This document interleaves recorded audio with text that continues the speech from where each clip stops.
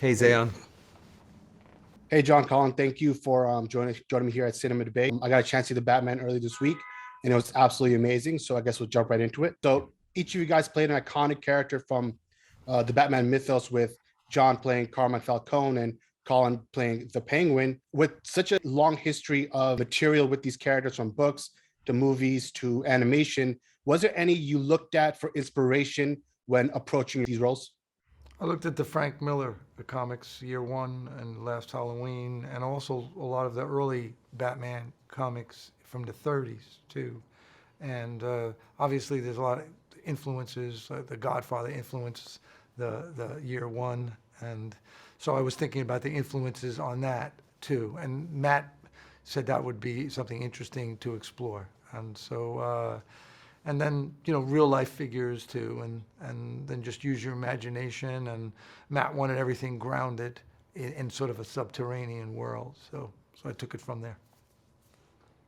Yeah, I also went back into some Miller stuff and some even earlier stuff where Oz, who's fully the Penguin in the source material that I read, he's the gentleman, of crime, and and I didn't really see that he was the gentleman in our iteration as such. Having said that, I think he does in our iteration perceive himself to have a greater degree of class than maybe he actually does, which is one of the things that endeared him to me in reading it and in thinking about playing him.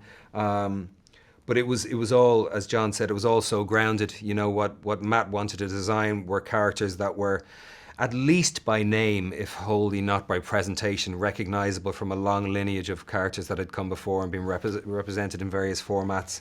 But it felt to me incredibly original as well. And it's just the start. He's not fully the Penguin yet. He's just Oz. He's a soldier. He has a little bit of power, not as much as he dreams of having. And it was fun to just treat it like almost as if it was the first time it had been done. Having been a lover of Burgess Meredith in the TV show and Danny DeVito, of course, in Burton's Batman, Matt just did such a job of grounding this and making this world tonally feel very different than any other iteration I had seen. For Colin, as you see in the film, you had quite a physical transformation for this role. What was the process of that like, and how is it like to immerse yourself this kind of Cool. physical way?